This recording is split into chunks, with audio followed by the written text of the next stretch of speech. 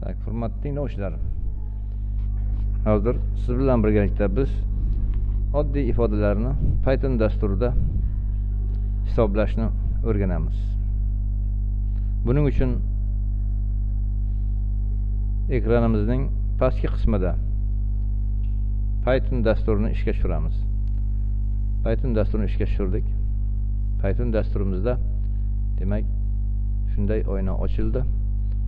Biz menyular satridan fayl menyusini tanlaymiz. Fayl menyusini tarkibidan open buyrug'ini tanlaymiz. Yangi oyna ochildi. Bundan biz oldin tayyorlanib qo'yilgan faylimizni ochamiz. Ana ifodaning qiymatini toping. 2 1. Shuni ochamiz. Ochildi. Ana bu yerda demak from match import. Demak matematik formulalar Python dasturining bibliotekasidan import qilindi. Print qaus ochiladi. Bitta qo'sh tirnoq belgisi ham ochiladi.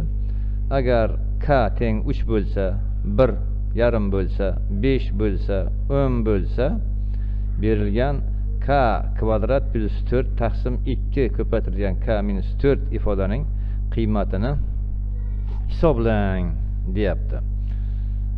Hisoblash kerak bo'lsa, demak bevosita birinchi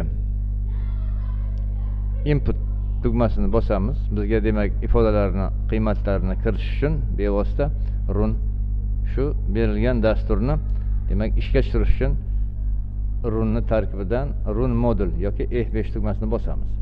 Mana ikkinchi oyna hosil bo'ldi. Bu oynada biz bevosita aytgan mana agar k teng 3 bo'lsani kiritamiz. Birinchi 3 ni kiritamiz. Mana 3 ni kiritsak, enter tugmasini bossak, demak agar k 3 bo'lsa, javob 6,5 bo'ladi deb javob chiqdi bu oynaga. Bu oynaga kiramiz. Demak ikkinchi qiymatni berish uchun run yana F5 bu oynaga demak bajaruvchi javob chiquvchi oynaga yana demak sonni kiriting deyapti. 1.5 ni kiritamiz endi ikkinchi sonimiz 1.5. Ana kiritdik. Enter tugmasini bosamiz. Javob -6.125 bo'ladi deb chiqayapti. Agar k 1,5 bo'lsa mana. Endi yana bu oynaga chiqib birinchi oynaga chiqamiz, yana buyruq beramiz. Demak F5 ni bosib buyruq bersak, demak bu yerda yana sonni kiriting deyapti. Demak endi biz 3 ni kiritdik, 1,5 ni kiritdik, 5 ni kiritamiz. 5 dan keyin 10 sonni kiritamiz. Ana 5 ni kiritdik. Enter ni bosamiz. Demak agar 5 0 bo'lsa, javob 483 bo'lar ekan. Keyingisiga demak davom etamiz. Yana bu oynaga o'tamiz.